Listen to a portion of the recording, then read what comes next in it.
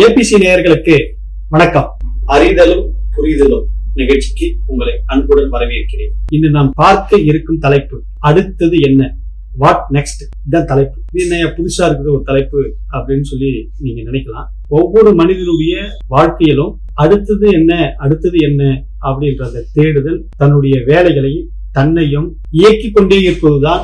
இயங்கிக்கிட்டே இருக்கணும். தொடர்ந்து ஒரு இடத்திலையும் நாம நிற்கக்கூடாது. அப்படி நிற்காமல் இயங்கிக் கொண்டே இருப்பது மட்டும்தான் வெற்றிக்கான வழி. யார் ஒருத்தர் ஒரே இடத்துல நின்று போயிடுறாங்களோ அவங்க இரும்புக்கு சமம், துருப்பிடிச்சிடும். குட்டை குளம் சொல்லுவாங்கல்ல, அதே ஒரு இடத்துல தேங்கி நிற்கக்கூடிய அந்த நீரை பயன்படுத்தவே முடியாது. அது பயன்பாட்டுக்கே உதவாது. அதைதான் ஐயா நீங்க வயதாயிடுச்சு, கொஞ்சம் ஓய்வு எடுத்துக்கங்க அப்படின்னு சொல்லி ஐயா தந்தை பெரியாரிடம் சொல்லும் போது அவர் சொல்லுவார், இரும்பு போன்று துருபிடித்து எதற்குமே பிரயோஜனம் இல்லாமல் மரணம் அடைவதை விட ஓடி ஓடி தேய்ந்து தேய்ந்து சந்தன மரம் போல் மற்றவர்களுக்கும் மனம் வீசி தனக்கும் அந்த மனம் வீசி தேய்ந்து தேய்ந்து மரணம் அடைவதற்கும் சுகம் இருக்கிறதே, அது மிக அற்புதமானது அப்படின்னு சொல்லுவார். அதனால வாழ்க்கையில ஒரே இடத்துல நின்றுடாமல் அடுத்து என்ன அப்படின்னு சொல்லி அந்த தேடும் எண்ணமும் தேடும் சிந்தனையும் தேடும் அறிவு மட்டுமே மனிதனை ஆரோக்கியமாகவும் இயக்கிக் கொண்டே இருக்கும். அவனுடைய வாழ்நாளையும் நீட்டித்துக் கொண்டே இருக்கும். இன்னைக்கு நாம இருக்கக்கூடிய நிலைக்கு நாம தான் காரணம்.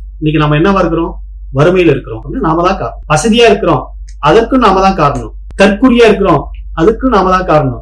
மற்றவன் மீது பொறாமை கொண்டு இருக்கிறோம், அதற்கும் நாம தான் காரணம். இன்னைக்கு நாம என்னவா இருக்கிறோமோ அது அத்தனைக்கும் பொறுப்பு நாம தான் காரணம். சிலர் திட்டமிட்டு சில வேலைகளை அடுத்தது செஞ்சுக்கிட்டே இருப்பாங்க. அவங்க ஜெயிச்சுக்கிட்டே இருப்பாங்க, வெற்றி போய்கிட்டே இருப்பாங்க. பேரும் புகழும் அவங்கள சேர்ந்துகிட்டே இருக்கும். சிலர் ஒரே இடத்துல முடங்கி போய் கிடப்பாங்க. அதனால அடுத்தது என்ன, வாட் நெக்ஸ்ட் அப்படின்ற இயங்கிக் கொண்டிருக்கிற மனிதர்கள் மட்டும்தான் சமுதாயத்தில் அங்கீகரிக்கப்பட்ட மனிதர்களாக, போற்றப்படக்கூடிய மனிதர்களாக இருப்பார்கள். அதுக்கு உதாரணம் ஒண்ணு சொல்றேன். சமகாலத்துல வாழ்ந்து மறைந்த மாபெரும் விஞ்ஞானி, அதாவது இந்த பேர் அண்டத்தையே முழுமையும் ஆய்வு செய்த விஞ்ஞானி ஸ்டீஃபன் ஹாக்கிங்.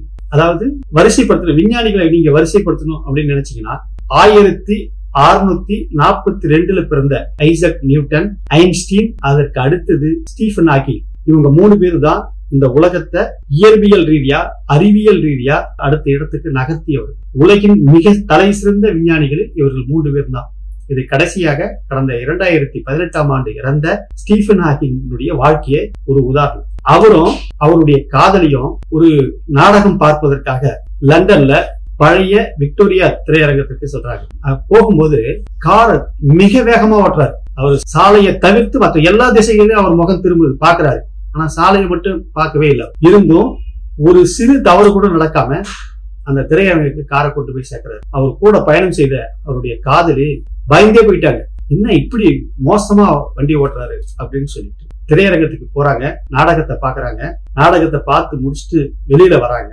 காரை நோக்கி வந்துட்டு இருக்கும் போது திடீர்னு அவங்க கையில இருந்த பணப்பை இல்லை, அதை தியேட்டர்ல விட்டுட்டு வந்துடுறாங்க. அந்த திரையரங்கத்துக்கு திரும்ப வேகமா ஓடி அங்க நின்று பார்க்கும்போது அவர்கள் பணப்பையே இருந்தது அதே இடத்துல. அதை எடுத்துக்கிட்டு மகிழ்ச்சியோட திரும்பி வந்துட்டு இருக்காங்க காரை நோக்கி. திடீர்னு ஸ்டீஃபன் ஹாக்கிங்கினுடைய கால் தடுக்கி கீழே விழுந்துடுறாரு. அவர் காலை திரும்ப பழைய நிலைக்கு கொண்டுட்டு வரவே முடியும், நீட்டவே முடியும். மற்றவர்கள் உதவியோடு காலை நீட்டி திரும்ப எழுந்து கார்கிட்ட போனாரு.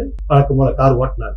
2 நாள் கழிச்சு அவர் வீட்டுல இருக்கும்போது அதே மாதிரி அவருடைய கால் மீண்டும் தடுக்கி கீழே விழுது, கால் மடங்கிக்குது. அப்படி கால் மடங்கும் போது அவங்க வீட்டுல இருந்து பெற்றோர்கள் மருத்துவமனைக்கு கொண்டு போய் சேர்க்கிறாங்க. மருத்துவர்கள் பலவிதமான ஆய்வு செய்து பரிசோதனை செய்து கடைசியா ரிசல்ட் எடுத்து வராங்க.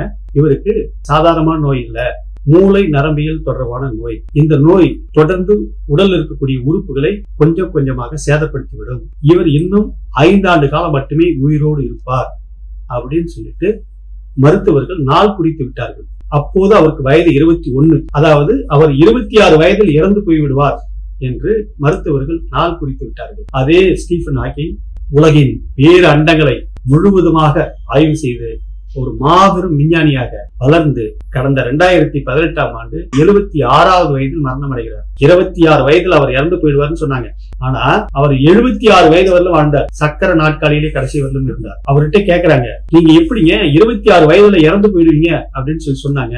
அந்த 26 வயதுல இறந்து போடுன்னு சொன்னவரு உங்களுக்கு அப்போது இருந்த மனநிலை என்ன அப்படின்னு சொல்லி கேட்கும்போது, இல்ல எனக்கு இருப்பதோ நாட்கள் ரொம்பவும் குறைவு, அதனால அடுத்தது நம்ம என்ன செய்யணுமோ அப்படின்னு சொல்லிட்டு அனைத்தையும் நான் வேகமாக செய்ய ஆரம்பித்தேன். அனைத்து கண்டுபிடிப்புகளையும் அனைத்து ஆராய்ச்சிகளையும் நான் விரைவாக செய்யணும் அப்படின்னு சொல்லி செய்ய தொடங்கினேன். அதுதான் அடுத்தது என்னன்றதுதான் என்னுடைய பயணமா இருந்தது. வேற எதுவும் என்னுடைய பார்வைக்கு தெரியல, வேற எதை பத்தி நான் கவலைப்படல அப்படின்னு சொல்லி சொல்றாரு. அதுக்கு அடுத்தது இத்தனை உடல் சார்ந்த துன்பங்களையும் நீங்க வைத்துக்கொண்டு எப்படி உங்களால வேலை செய்ய முடியுது அப்படின்னு சொல்லி அவர்கிட்ட கேட்கறாங்க. அதுக்கு அவர் சொல்றாரு, எப்போதும் என்னுடைய உடல் சார்ந்த வலியும் என்னுடைய துயரத்தையும் நான் நினைச்சுக்கிட்டு கவலைப்படுறது கிடையாது. அடுத்தது என்ன, வாட் நெக்ஸ்ட் அப்படின்ற எண்ணம் மட்டுமே என்னை தூண்டி கொண்டிருந்தது. அதனாலதான் நான் இவ்வளவு பெரிய விஞ்ஞானியாக வளர்ந்து நிற்கிறேன் அப்படின்னு சொல்லி முடிக்கிறார் அந்த நேர்காணல்ல.